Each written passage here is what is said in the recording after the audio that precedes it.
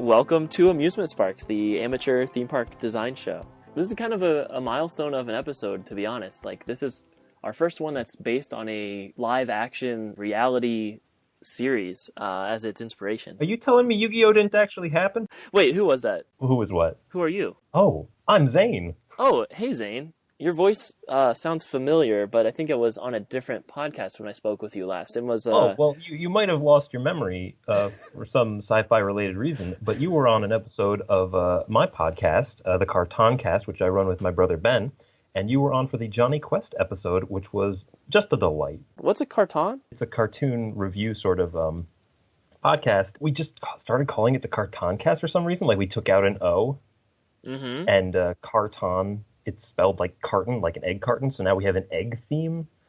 I try and go back and like figure out how we got to that point, but it really just emerged out of the ether. I love that. That's awesome. And it's a really fun show. It's like you guys, take an adult, wizened, mature perspective and go back and watch cartoons that are made for kids. And that's something that I think a lot of sort of, nerdy pop culture type people like myself enjoy doing as well. Going back I'm not sure it's as mature as you're purporting it to be. It certainly is pretentious. Sure, pretentious. I mean, what I mean by that is like you dissect it in the almost like academic level. Like it's like you're writing, a book report on all these various cartoon series. You break it down. You talk about various aspects of each cartoon and kind of analyze them, definitely thoughtfully and also passionately. So it's very enjoyable to listen to. We don't have a ton of benefit from nostalgia. Like, we try and distance ourselves from that pretty strongly. And when you take that out, a lot of cartoons are really weird. Like, you ever try describing the plot of a Mario game? To somebody who has no idea what you're talking about? Right. It's so bizarre. It's like you had to be there or else it doesn't make any sense.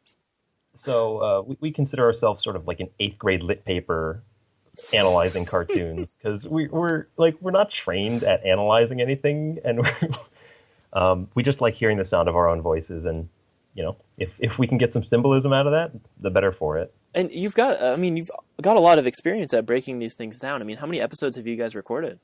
We're in the 80s now. It just sort of happened. We actually started it just to kind of keep in touch, because we used to live close by to each other, but we've both gone off to grad schools. And we wanted an excuse to keep in touch. Cool. And who is this we you keep talking about? So my brother Ben,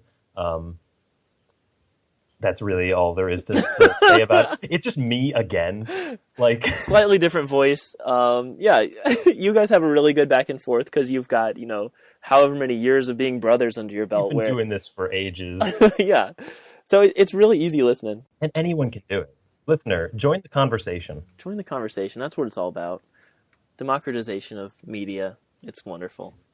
It used to be that only those elite fat cats could talk about cartoons and very true. But now anyone can do it. Yeah. Even unqualified people such as us. Right, but we have made ourselves qualified. I was going to say, through being unqualified enough times, you start to become qualified. You're building a skill. That is the most zen thing to come out of either of our podcasts. Well, that was a good little chat. Do you want to start designing a theme park? Let's get down to brass tacks. You will not distract me from my holy mission. No, actually, I'm going to. Oh, okay. We have to make a pit stop real quick. This is the Toynado, the warm-up session for AmusementSparks. I'm going to take a list of toy adjectives and a list of types of toys, randomly generate some pairs, and we're going to kind of riff on those for a minute, see if anything good comes out of this. I love it. All right, are you ready? I'm so ready. Okay, cool. Thank you to random.org for their wonderful random generators. Wow, okay. So on my last episode, we actually did a yo-yo, but this one is a collectible yo-yo. So do you have any thoughts about that? Okay, so this is probably the only way that you get Pogs to come back. Pogs, right? So like, those little discs with like pop culture icons in them, Alf and all that other stuff. Yeah. You put that in your yo-yo, and maybe like it lights up or does a holographic thing, and you can like take them out and put new ones in. So like you're collecting like an icon on the yo-yo. And so it's like you could change out the graphics that are on the side of it, basically. Yeah, and you can like maybe even tell a story. So like if you stack 5 of them, and every time you yo the yo, I don't know what that verb is supposed to be, but every time you yo one flies off, and you like go through a story that way. Yeah, I love the way that you just used that word. You yo the yo. Yeah, that's great. And it could be like a GIF almost. Like it could just be, whatever hot GIF is on the internet at the moment. Like they make that into like a 5 series collectible thing. And if you get all 5 of them, put them in a row, and it like maybe it cycles through them, or it could just be, kind of a digital display on the side, and you import 5 images, and it just cycles through them as it's this as is the it's new way of yo. sharing memes. It's so good. It's cool, and I like it because it kind of includes the this like, I don't know, there's a lot of collectible creature-based shows like Pokemon and Yokai Watch right now that have like watch-based peripherals. Like you put a watch on and you can put like a different little crystal in it, and it makes a new sound effect, or it lights up a different way, that kind of stuff.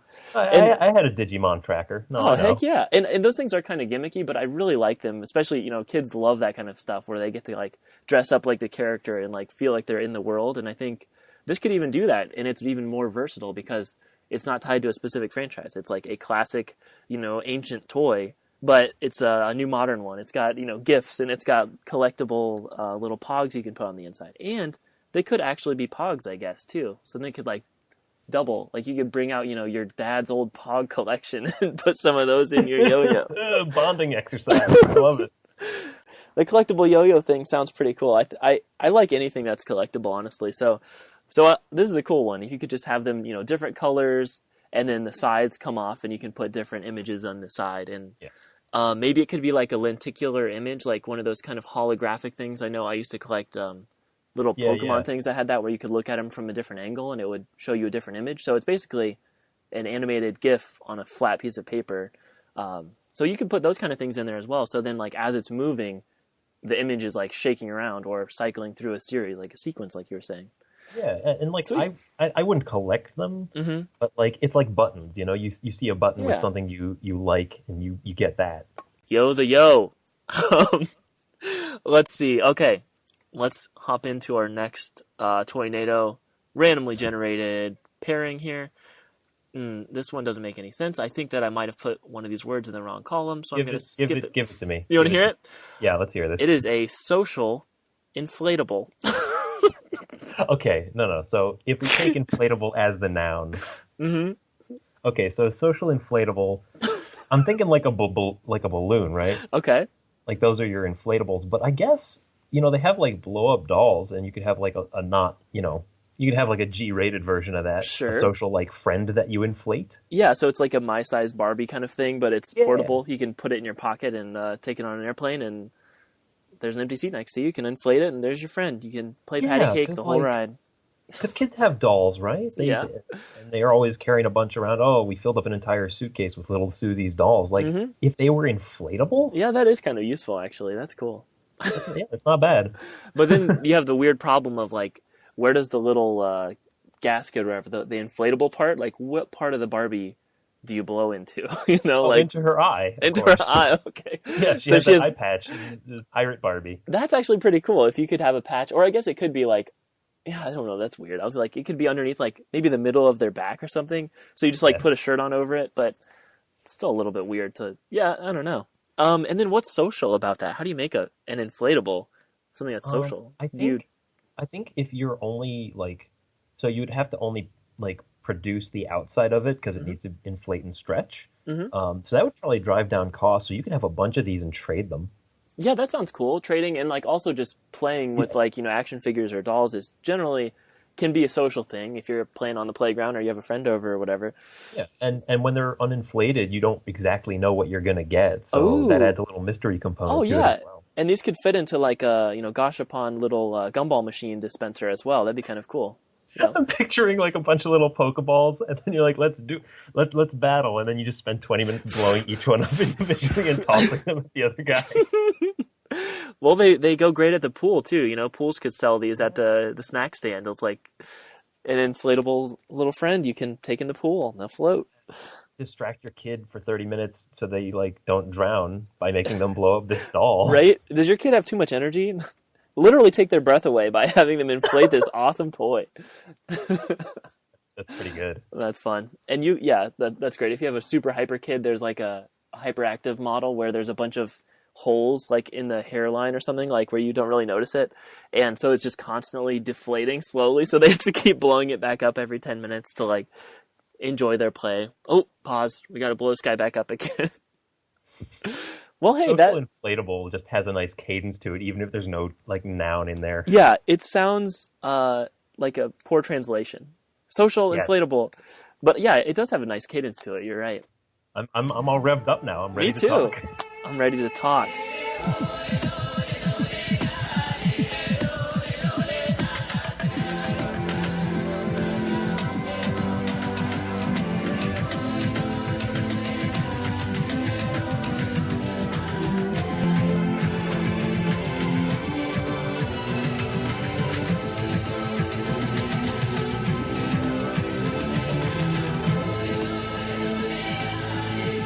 Survivor. Yes.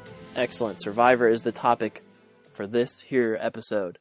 Survivor, the, American reality TV series where however many survivors are placed on an island and they have to try to live there for, was it 39 days? It's 39 days, and you vote one of them off every 3 days or so. And so it's a combination of survival in the wild, accomplishing these challenges, so like obstacle courses and puzzles, and playing a social game whereby you keep yourself safe by forming these alliances and getting rid of people you can't trust.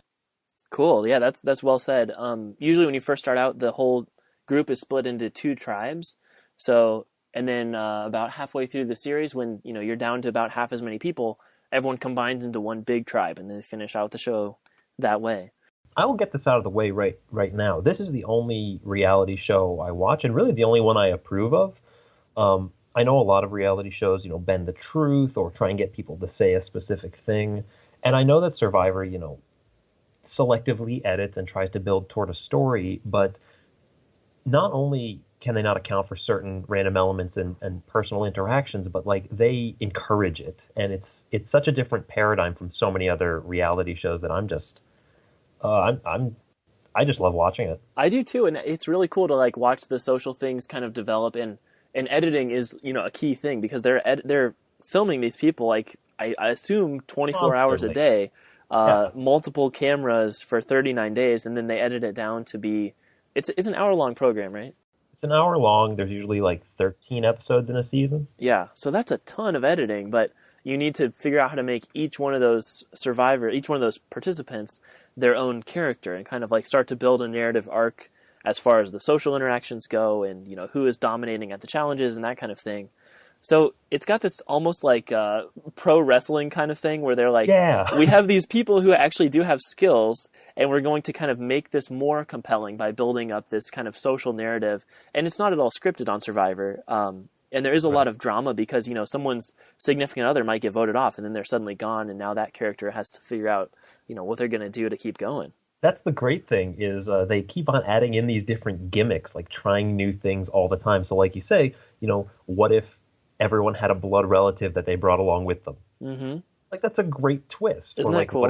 What if we brought back people that we voted off? Or right now, this current season that we're in is called Game Changers, and they brought back just like the best players, and everyone's so aggressive now. Like the game has changed so much over 15 or so years. Mm-hmm. That's really cool. That's what keeps me coming back to it. Yeah, the game designers, whoever is like coming up with the pitch for the next season, those people are working really hard and coming up with a lot of cool innovations. Sometimes the tribes are divided by gender, or they did like brains, bronze, and beauties. They've done that a couple of seasons. They did... or by career. Yeah, by career. There was like blue collar, white collar, and no collar. And there was one that was by ethnicity, which seemed a little bit edgy to me. I think they regret that. Yeah, that one did not seem like the best idea, but they're pushing the envelope. Survivor fans just kind of don't talk about that anymore. And I mean, I totally understand that. Like when I was scrolling through the Wikipedia page, I'm like, what? Why? When? And how did I not hear about this? Like, this seems like it should have made the news or something. I They don't know. they made the case at the time that, so many of our applicants are white, we wanted more diversity, Hmm. and we thought, hey, if we're doing that, we might, that's an easy way to separate them by tribe. And then, well, you're halfway there. Yeah, yeah. That one seems a little bit weird to me, but they also have done like 4 tribes where 2 tribes are male. There's young men and older men, and young women and older women. I think that's a cool one because you get people who are kind of similar as far as like demographics go, but you can see the differences in their personality come out and all that. They've had both tribes on the same island. Like they've had a bunch of different things, but even more than like how they start, because by the time they hit the merge, it's sort of become its own thing, no matter how you started it. Mm-hmm. But the way that I find interesting is the way that they play with game elements. So they've had Redemption Island, where you get voted off, and you can like win a series of duels in order to come back in.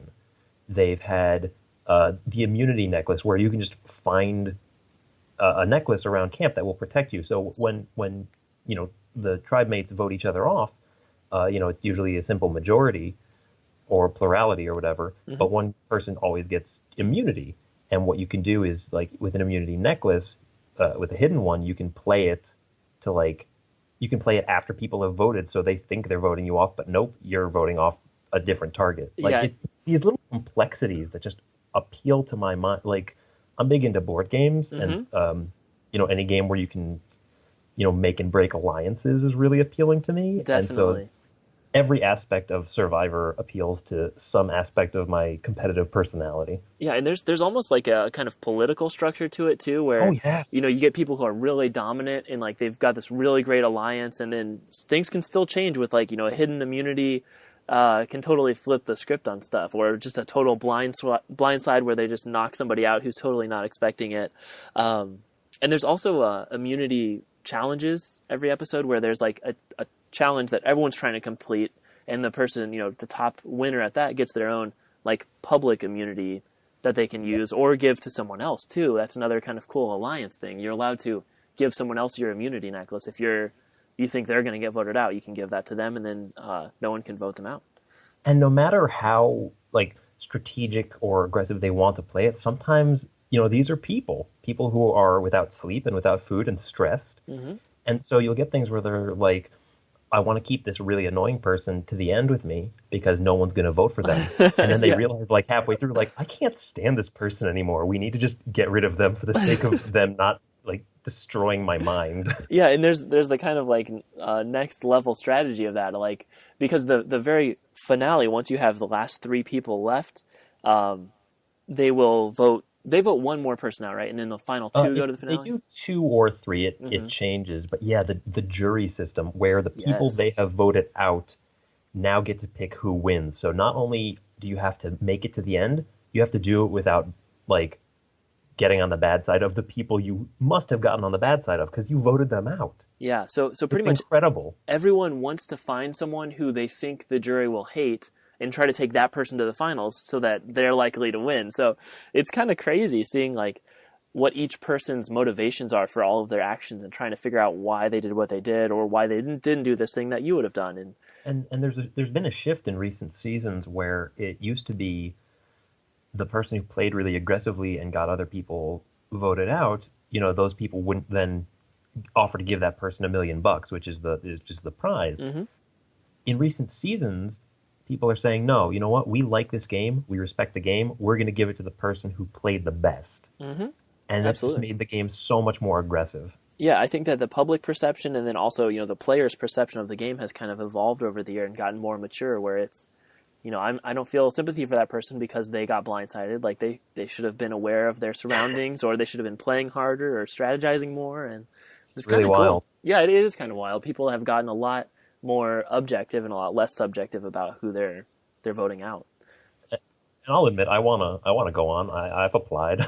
Yeah, I would love to go on too. I haven't actually applied, but that's mostly because I'm vegan and like I'm like the food thing. I think I'll just like wither up and die. And I'm also like hypoglycemic, so I'm like, man, oh, no. I'm just not cut out for that survival business. But I love watching the show. Yeah. My very favorite part of the show are the challenges. they make these kind of like American Gladiator, like good. Ninja Warrior level things where they build these really elaborate, like huge structures, these big like playgrounds with a specific, intent. Like you have to climb up this really steep wall, untie a bag of puzzle pieces, slide down a zip line, and then you and your team have to build a puzzle that was in the bag you just pulled down. And whichever team can do that faster wins the prize. This is the main thing that I want in an amusement park. Yes. And the main reason why I want this to exist is I don't care about the money. Money's nice, but Money's come on. nice. Yeah.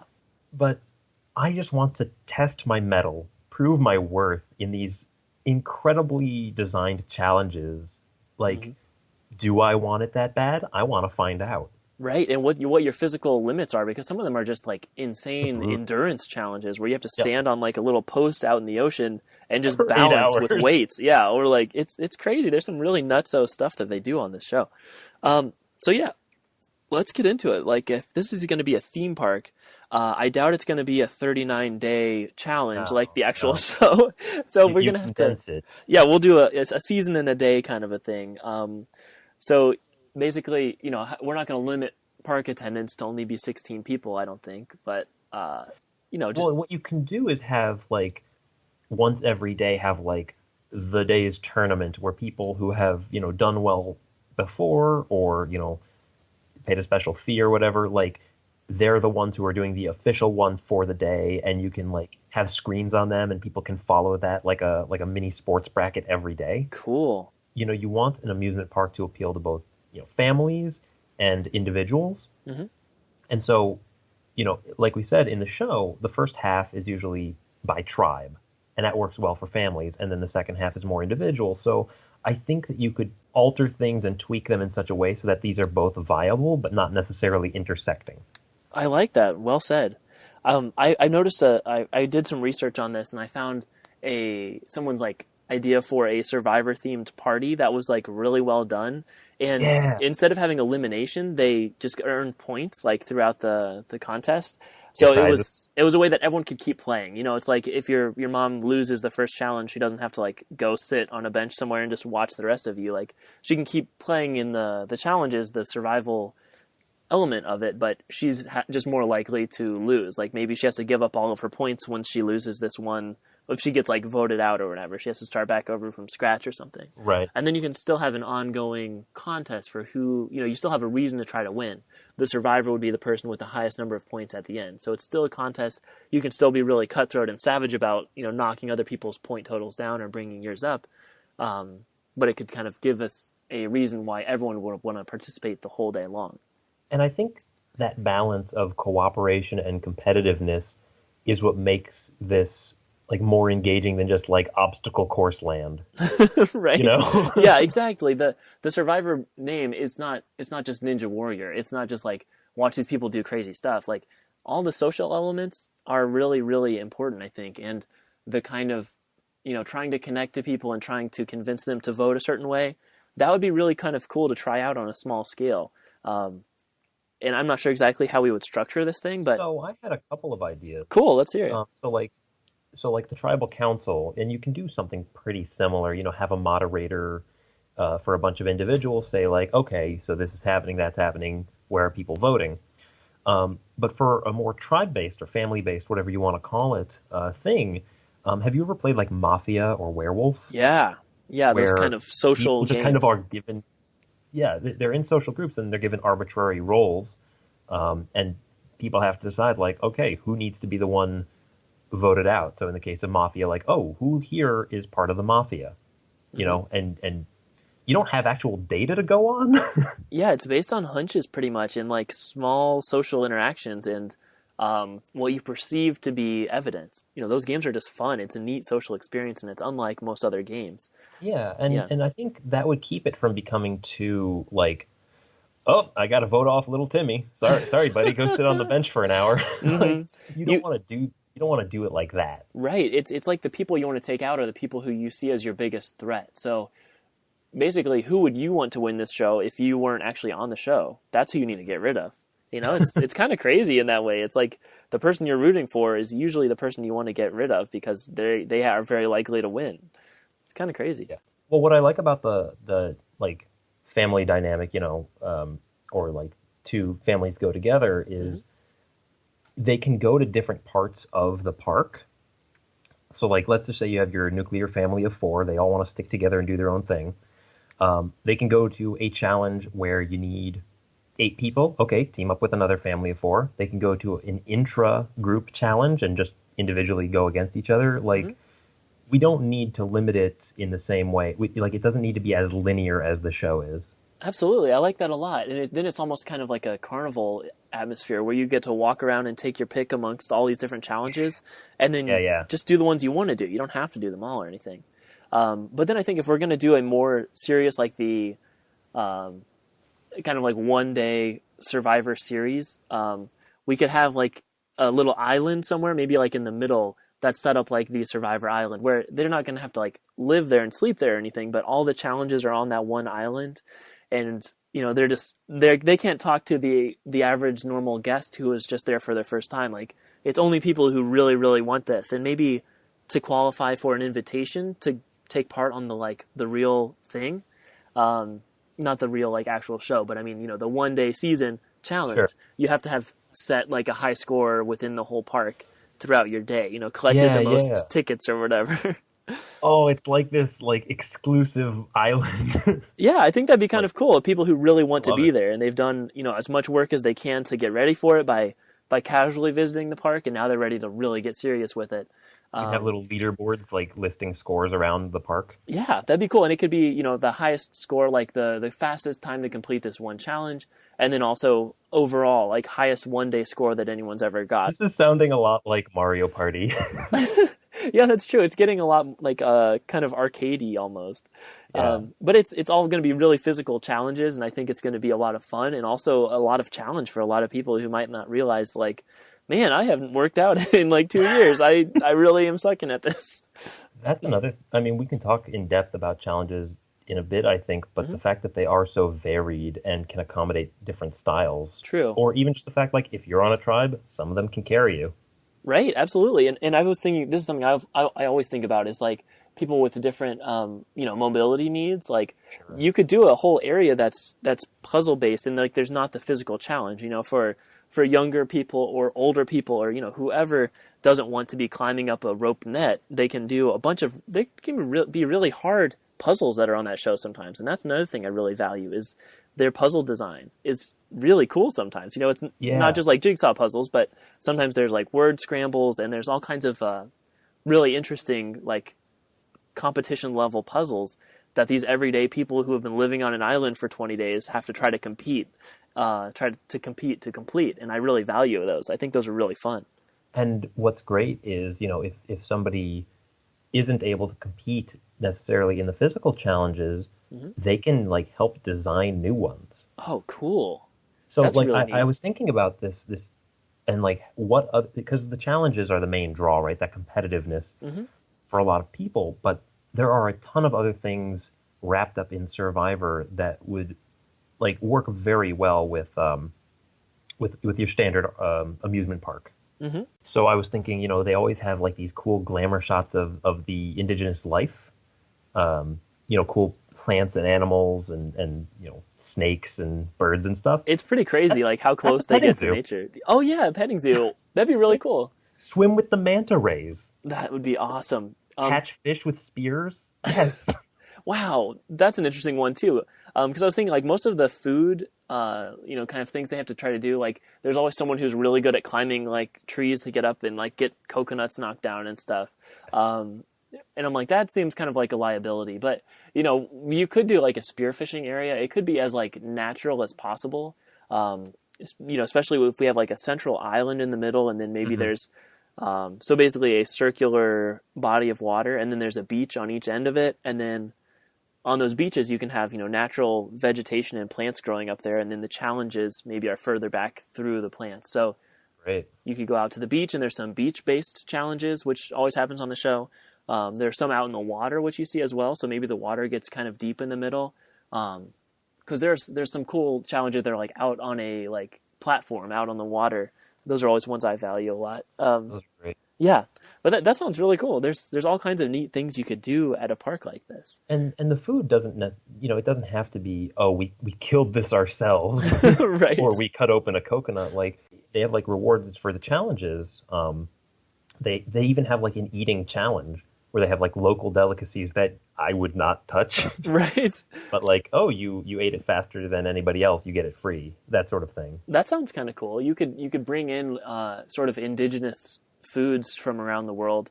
And I mean, those aren't for everybody. You'd probably want to have like some regular food as well, but that's one area where I feel like Survivor and theme park don't exactly overlap is what is there to eat. What is there to? Yeah, Yeah. that's where the rewards come in. I think. Yeah. Rewards would work. Maybe you could trade in your points. You know, if you've just got a bunch of points for doing really well on a challenge, you get a free sandwich at like the sandwich restaurant or whatever. Sure. That'd be kind of cool. And you could also track all these different things because there's so many different kinds of competitions. You could have, specific people who set records for the day. They get some sort of incentive that only happens for people who get the high score on this one thing. So you could have like some limited edition rewards, which would be really cool. The clothing item that they always use that they give out in the first episode to the different teams, like to figure out which tribe they're going to be on, is the buff. Yeah, so it's basically like a headband kind of thing. It's like a tube of fabric. So people wear it as a headband. People like can wear it as like a tube top. They can wear them all kinds of different ways. But it'd be cool to have those. And when you first get there, maybe you pick which kind of what level of competition you want to go into, and they're like, okay, well you can be on one of these two teams for today. Or if you set a new record on this one challenge, you get a limited edition, specific color buff that's only available for people who do that. That'd be kind of cool. I wasn't thinking like half the people in this amusement park are going to be one color and the other half are going to be the other. Like, they don't have to either. No, it can be a number of different things. I was thinking, I'm not an arts and crafts guy, but like making your own buff or personalizing your own tribe logo for your family. Yeah, that'd be cool. And designing challenges would be really cool as well. Like you could have like a children's museum, area where you have like different crafts and you get to like kind of design a miniature version of an obstacle. I mentioned one of the great things in Survivor is this hidden immunity idol where they can just find it on the island and use it as immunity for a vote. Yeah. If you could have like idol making, like cool. People can do arts and crafts and make it, and like this one can be used by the people in the central competition challenge. I love so that. Cool. Yeah, because all the immunity idols always look different, even within the same season. They're like, yeah, you have no idea. Yeah, so you don't even know what it's going to look like. So I love that you can make it like they've got all kinds of different craft making supplies, and you can like learn how to like whittle or carve a little idol. That would be amazing. And then also you could hide them throughout the kind of casual part of the park as well. And they're fake. They could be fake ones where it's like gotcha, or it could be you just get some additional points or whatever. Towards your daily total. So there's like an incentive for doing that and checking all the hidden little nooks and crannies. Recently they've been really daring and been hiding immunity idols at challenges. So like you need to like hinder your own team and like let them go off on their own and try it without you while you like search for it. Wow. It just adds another layer. There are so many layers of that, of like prioritizing your team versus yourself, or your allegiance versus yourself, or your allegiance versus your friends. It's really cool. There's such a complex like social part to it, and I feel like I get so few opportunities in my day-to-day life to sabotage the people I care about. Yeah, other than like practical jokes, that rarely ever happens. Yeah. And I think that's hard to develop over the course of one day at a theme park. So I feel like that unfortunately is like the main element I love of Survivor that's not really going to work super well in a one-day theme park. Yeah. It's kind of rough. You could do the like really serious, hardcore challenge in the center of the park. That could be a multiple day thing. Maybe they have to spend the night there for like a week or something. This would of course have to be in a warm locale. Right, exactly. Beach and sand and such. Right. You want to have the correct weather to make all this kind of seem realistic. And I love that idea. It's like a con. It's like a weekend. Oh yeah, competition. And they could always be different lengths. Maybe just every single day there's a daily tournament thing in the middle, but then specific weeks of the year they have a week-long one, and then certain weekends they have weekend length challenges. That could be really cool. And I think one of the cool things that whatever company owns Survivor right now would like is to be able to try out and like play test some of their games at this park. You know, it's like, let's see how people do with this challenge. Is this too hard or is this too easy? You know, like let's get a test on this. And it's a great place to have auditions to right. see who they want to actually compete. Like, right. Oh, this guy's bloodthirsty. I think that'd be really cool. You can do the like hardcore challenge. Those winners, maybe if they're well liked by the producers or whatever, get a chance to audition to be on the actual show. I will not turn down any opportunity to improve my chances to go on Survivor. Yeah, and I think that's kind of a cool thing, even just for fans of the series who want to get on, is like, right now, if you want to be on Survivor, like, what do you really do to prepare for that? Like, you can go, send them a video. Right, send them a video, of course, but like to practice, you would just go camping a lot and, go do some obstacle courses. But if there's something like this where they can get specific, like metrics, like this is the score I got on this highly acclaimed obstacle or whatever, or I've won this tournament this many times, that it's like, wow, this guy's got credentials. Bona fides, exactly. It's pretty cool. Have you seen that YouTube channel, Primitive Technology? Yeah. This guy just goes out into the wood and just builds a hut out of like mud he found. I love it. It's almost like engineering, but really, really low tech engineering. So it's. Well, I think that should be something that they offer at this amusement park, is like teaching primitive survival, like scouts sort of stuff. Yeah, and that was one of the challenges that I had envisioned was, the fire starter challenge is one that appears often in this show. You have to make a fire using this technique as quickly as you possibly can. And it's really brutal sometimes because, especially if you're like using a bow, like that takes a very specific technique and it can be really physically taxing on your body to do that. So it's not exactly fun. We didn't figure it out for a few 100,000 years. Yeah, that's true. It's still hard to do, believe it or not. But that could be a cool challenge. Teach them, some basic survival skills and then put those to the test, See how quickly you can build a shelter. And I think building the fort, like, is always a thing that young people love to do, like a pillow fort or whatever, and taking that to the next level where it's like, let's try to build a fort that's big enough for a whole tribe to survive in out of just these plants and like, these kind of trees.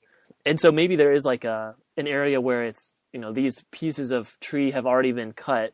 And so it's not like you have to go cut down the tree yourself or like harvest the material. Yeah. Easy, medium, and hard mode. Exactly. Easy, medium, and hard mode. I love that. Yeah, that's awesome.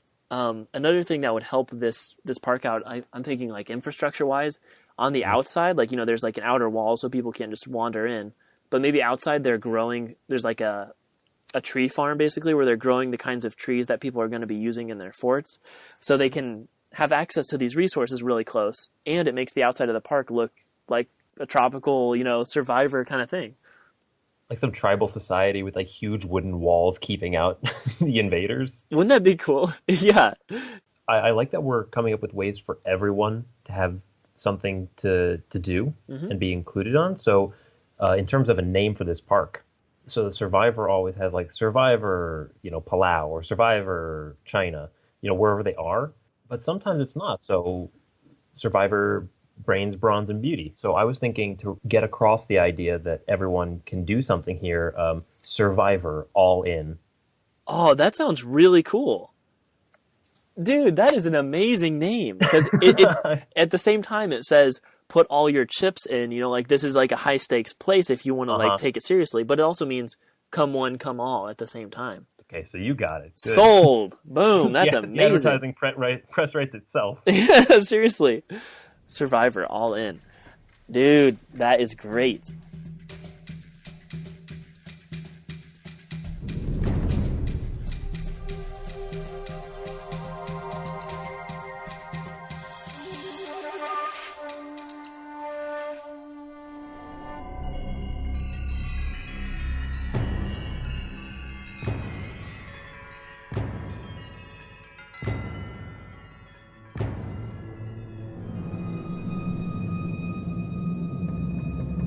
What else do you want to see in here? I think that this sort of like island ecosystem and all these, like the art on Survivor is really great. And like you said, the challenges and these structures, I think a scavenger hunt be a really nice thing to do, like a non-challenge activity to just go around and see what little things you can find, little Easter eggs. That sounds really cool. Yeah, I like that a lot. Gathering resources in that way would be kind of cool too. If you can find, like flint or like some kind of material that will help you greatly in a later challenge. And we've looked at all these different non-challenge things, but I want to get into like the reason everybody's here. Right. Like yes. all these different challenges, because you see them, and like whenever I watch a challenge on the show, I'm like, I want to do that. I want to try, because a lot of times it's like, okay, they're multi-part. Swim from here to here, grab this, dive down, bring it back, and then use it to solve a puzzle. Like I couldn't even follow that. It's exhausting. It's usually like a sprint type of very quick physical challenge. Then you have to do a like pretty hard mental challenge as far as solving a puzzle or something. And at the same time, you have to like maintain your kind of like social relationships with your team. There's a lot going on. It's like, it's high stakes. If you can coordinate with your team, it makes things easier. So in the case of like, 3 people playing like a mud version of handball where you're all in the mud pits and trying to, get something from this side to that side, that is like, that's a team effort in a way that, swimming from here to there isn't. Right, exactly. There's individual challenges. There's also team challenges. And within the team challenges, there's often individual challenges as well. Like someone needs to be able to do this. Someone needs to be able to do that. One of my favorites is where, everybody on the team except for one has to go out and retrieve something and bring it back and then solve a puzzle. But everyone is blindfolded except for the one person who has to like tell them where to go. Oh man! And they keep bumping into each other and get the wrong team's bag and all that. It's a really fun, like chaotic, enjoyable thing. Like I wish, sports on TV were like this chaotic, because it's so much more fun to watch when like they've never done this challenge before. Like you're watching football and like these guys have been playing football their whole life, like they know it backwards and forwards. Whereas Survivor, it's like they didn't know what they were about to do 5 minutes ago, and now they're failing at it horribly. It's great. Yes. It's awesome. So yeah, I think that's one of the reasons why Survivor has captivated so many people and has been going for 17 years now, is because there's so much to it. There's so much variance and excitement even within the same series, even episode to episode, because they never repeat the same challenge. Like certain elements will resurface a few years later, but it's never the same. It's really cool. And I love the comparison to sports, because you do get that play-by-play by the host, Jeff Probst. Yeah. But also like, a couple guys watching the Super Bowl, like, I could do better than that. But like, no, you could on Survivor. You might actually be able to do better, because these people are not trained. Right. Right. It's like that idea of one random person participating in the Olympics just for context. That's great. And like the first episode, when you are introduced to all the characters and it shows you what they do as their profession, and you're like, oh man, this guy is going to lose so bad. Or they're all bringing something different to the game. Yeah, it's cool. They all come from different places, different walks of life, and they're all brought into the same game. That's I love it when they have no self-awareness. How so? It's like, I'm a cop. I know how to read people. And then you just like watch a montage of them getting deceived. Incredible. The editing on the show is really good too. Top-notch. They have so many interesting social aspects, and then the challenges, and like the drama and the nature and wildlife and stuff. So if you watch, 30-second TV spot for Survivor, you're going to see all kinds of different shots. And it's like, this show covers so many different topics. It's really cool. And you never see like the guy holding the camera. Right, exactly. Think about the complexity of that. I know. They have I think 340 people or something that work on the production of this show, but I've never seen a cameraman except for a medical evacuation. Like that's when they try to. Right. They try to put you there. But something cool I found in my research was that there was a season where they brought back 3 people who had to leave for medical evacuations in earlier seasons. Like they got another chance. I thought that was really thoughtful. That was cool. Yeah, no, like they like to bring back interesting characters and like reward people for being good on TV. Mm-hmm. Like this is a feedback loop which will make us money. Right, exactly. And people ask me like, "Oh my God, is that still on the air?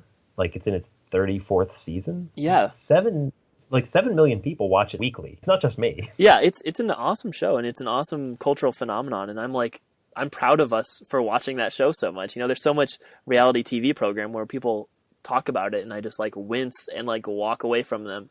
But like Survivor, it's like there is so much compelling stuff going in here, and like I think it's something we can all kind of aspire to. It's like, I feel like I could do this thing. Like if I was only on the show, or, if I keep working out, I'll get better and I'll be well enough to be able to compete in these kinds of challenges.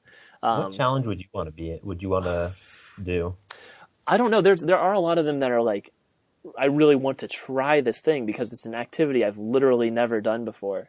I personally think that like a challenge I would enjoy would be one of those like balance beam things. Yeah. Where you have to like balance something on your hands and then balance yourself on top of a balance beam. Mm-hmm. That sort of thing that you could do at the gym, but like people would look at you weird. Yeah, the endurance ones, whenever I was watching the show, like picturing myself being on the show, I'd be like, well, as soon as this one started, I would just jump off and like go sit down somewhere. Like, I'm so not interested in just balancing on this, thing for so long. Well, I don't know. Like in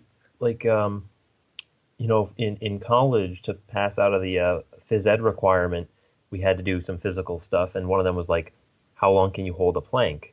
Huh. And knowing how long I can do it wasn't that motivating. Right. But seeing other people not do it as long, that was motivating. And so like, even if the challenge is something that they've done that's as simple as like, okay, hold on to this rope, your feet are against a wall, try not to fall into the water, and they slowly like let the rope go another notch. Yeah. So that you're more and more horizontal. Like, I want to do that just so that I can see how much better I'm doing than these other randos. Yeah, that does sound really fun. And competition is definitely like a really great incentive and motivator. And what's your bailiwick? Like, what do you think you would do well in? Oh, that's a great question. I don't know. I like to think I would do well in the puzzle aspects.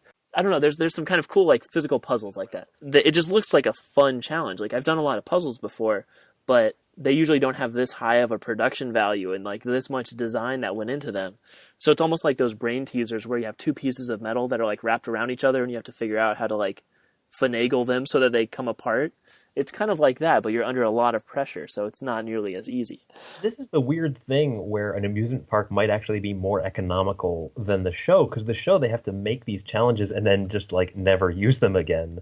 Exactly. They should just ship them to the park. They just need to use them on the show, disassemble them, pack them in a shipping container, and send them to Survivor All In, and we'll unpack them and be like, this is last season's park, fully intact for you to play as many times as you want to.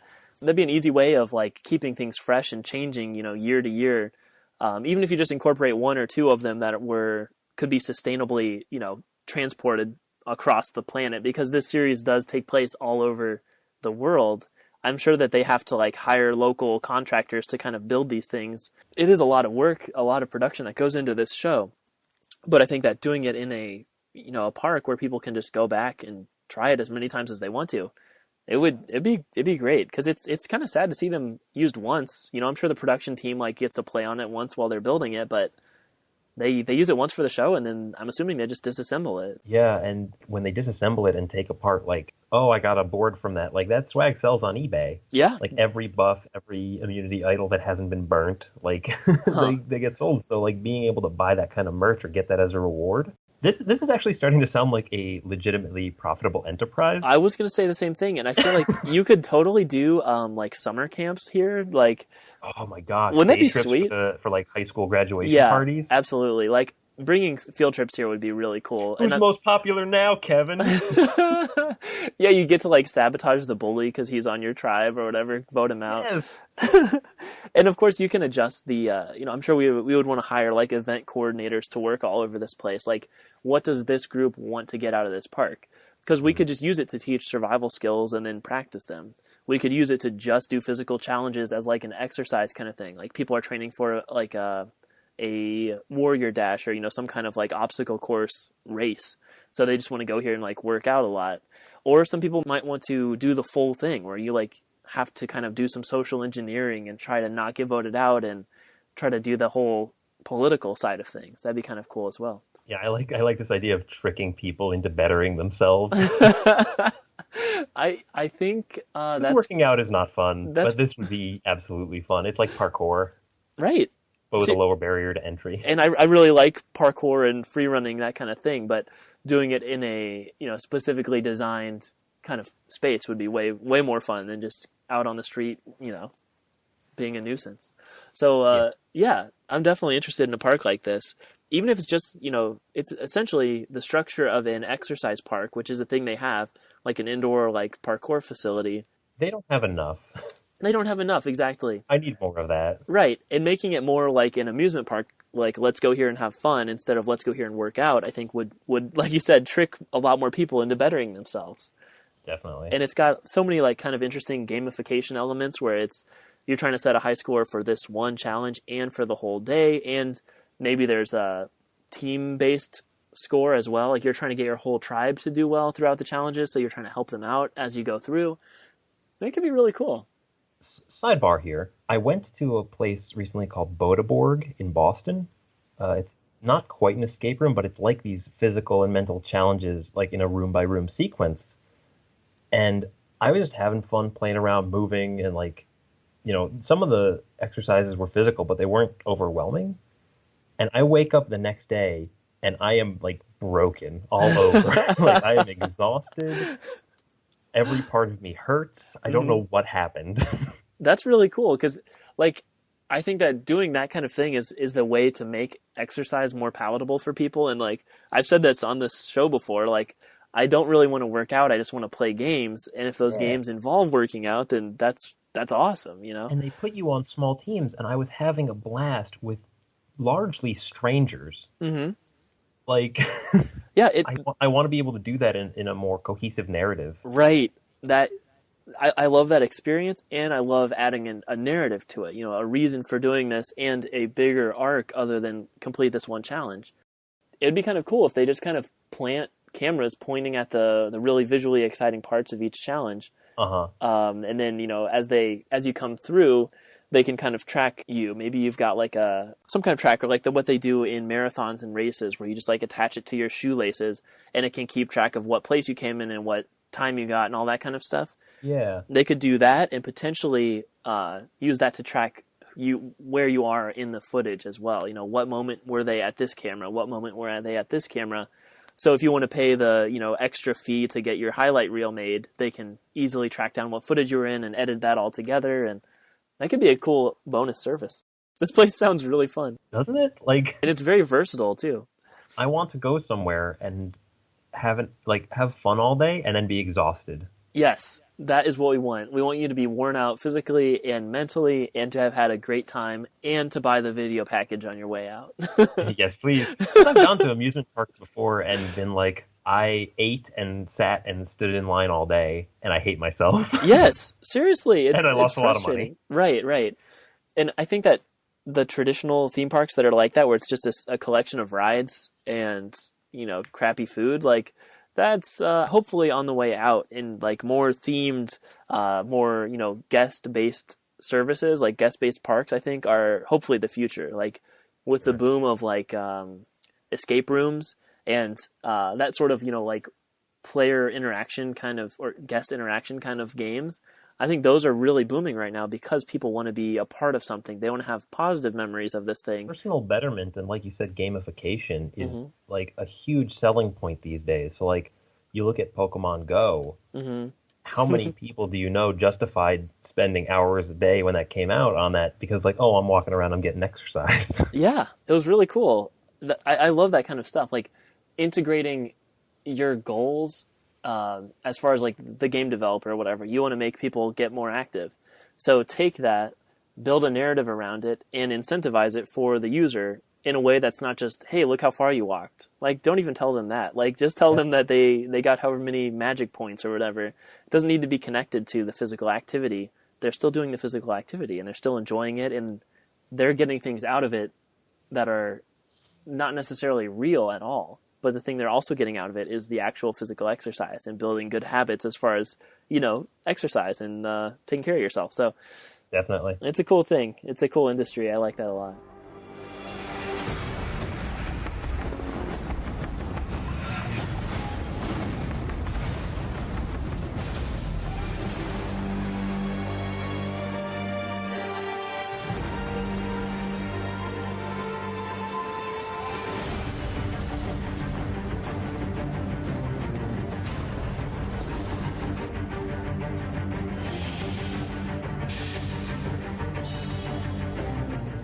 maybe like if you're a ride operator, it's not actually a ride, but this obstacle operator, someone comes over and you like, check their account or whatever, and you're like, okay, so I see you've done this one 5 times before. Do you want to try, the like new game plus, like the additional challenge?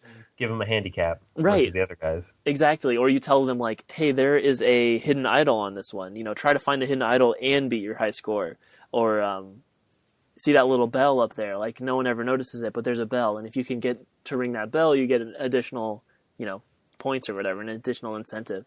I want this so bad. I want to be incentivized to like climb up a wall and ring a bell. Yeah, seriously. And I do think that the I can't think of the name of like the general genre right now for some reason, but like they have like Spartan races and all these like kind of warrior dash kind of races where it's a big obstacle course. It usually involves some kind of swimming, like maybe you have to crawl underneath barbed wire, jump over fire pits. They have all this crazy stuff that you can just go do like 9 months out of the year in most states. It's really crazy how big this like industry is. And I've done a few of them and they're really, really fun. Like there's one where there was just a bunch of like beater, like destroyed cars, and you have to like climb over them or through them to get through this one area. It's just like, it was like a 3-mile race, I think, too. So it's not only a run, running a lot, but you have to like stop and swim through this like mud, like gross, like muddy area, and do all these different physical challenges as a race. And it's really, really fun. I really loved it. Great about that. And what would be cool about this park is like there's going to be so much that I feel like you could iterate really quickly. So like you didn't do very well this time, just get right back in line. Mm-hmm. Try again. Absolutely. And I'm sure everyone is really bad their first time at all of these challenges, but then the second time it goes way more smoothly, And it's a different experience. It's not mm-hmm. like riding the same roller coaster twice. Oh yeah, because you're changing, and yes. the experience is dependent on you instead of like a roller coaster where you're just a certain weight of meat sitting in a chair. It's like this, you're actually a thing that is moving and like causing the action to happen at a certain time. So every time you get a little bit better. Yeah, I love that. And I really like this park too, because you could do this on a really small budget. Like most of our park ideas are pretty grandiose. But there's like a segment I've been like kind of brainstorming about doing like $1,000 theme park, like a one room, like what if you had an escape room, you just have a room basically, and you want to kind of melt this experience down to something that would fit in that area. And I think this one would kind of work in that way. This place sounds awesome. Yeah, I feel like this episode's gone pretty smoothly. It definitely is something that appeals to someone who might not be a traditional theme park fan, because it's just a totally different experience. It's totally different. But or a traditional Survivor fan. Right. Yeah. I feel like it can apply to anyone. I feel like anyone would be interested if they saw a TV ad for this actual place they could actually go to, instead of just Survivor, like watch these people do the thing. It's like, you can go to this, you are included here. Like that would be awesome. More active theme parks. Mm-hmm. I'm on board with what you and a lot of your guests have said. Like the more active and guest centric we can make this, the mm-hmm. better it's going to be. You know what's great here? What's that? If you went on Survivor and won the $1 million, you mm-hmm. could put that in a startup fund to make one of these. Yeah. Make the Survivor theme like. That'd be great. We should just send this email, like an email of this link to everyone who's ever won Survivor and be like, hey, can you give us some money? We'll start building this. You want to be an investor? Yeah. I'm totally down, by the way. If anyone out there wants to front some funds to start this park, I'm down. I do think that, CBS or whatever kind of production company would be interested in it. It'd be kind of cool to... They have taken risks on far less. That's true. And being able to just reuse the assets from Survivor, they've already got the music, composed. They already have the buffs made. Like branding is like complete. Well, I love it. I love it too. I'm totally set. This one sounds great. I am all in. Oh, snap. Oh, I did it. So thank you so much for being on, Zane. Yes, my pleasure. Thank you for having me. I'll probably get your brother on here at some point. And, when we talked, the topic of Survivor amusement park came up, and that's one of them that's been kind of banging around in my head ever since we had that conversation. Like, that's a cool idea, and it's really different from anything else I've done on this show. And I'm glad it evolved, and thanks for adding your own insights to it. I think it became better than I originally even envisaged it. Yeah. Envisaged it. Dude, you could try that again if you want. I can edit it. No, I think You liked it's it? fine. Okay, perfect. Yeah, I think it's funnier this way. Okay, good. Thank you very much for being on. This has been great. I love this park. I love how it's evolved because we both had our own visions, and then trying to make them connect to each other and trying to express those ideas to each other, it's turned into something even better, I think, than either one of us would have come up on our own. So that's great. Cool. Yeah. And if I may make a shout out to my own podcast, absolutely, which I believe your audience would enjoy, the Cartoon Cast. We look at old cartoons and just tear everything you love about them apart into their base elements and tell you if we like or hate those particular elements. It is really cool, especially for what I did when I first found out about your guys' show. I just went through and downloaded the shows that I really love. And then since then, I've been just going back through the shows and movies that I've seen at all because that's great. It's good to go back and just start to redigest these things that you enjoyed when you were younger, or you just remember from being a kid, and to really appreciate what parts were really good about them, and also what parts were really terrible. And you can learn a lot from this show. What goes into a really good production versus what goes into a really bad production. What makes a good character versus a bad character. I'm glad you think so. Yeah, as I've done it, I've come to realize you can give a show that nobody has seen or nobody likes the same an analytical treatment as people use to dissect all these other great shows, and there's still a lot of meat there. Any given show is going to be somebody's favorite, right? Somebody put their heart and soul into this. Right. It deserves an equal shot at analysis.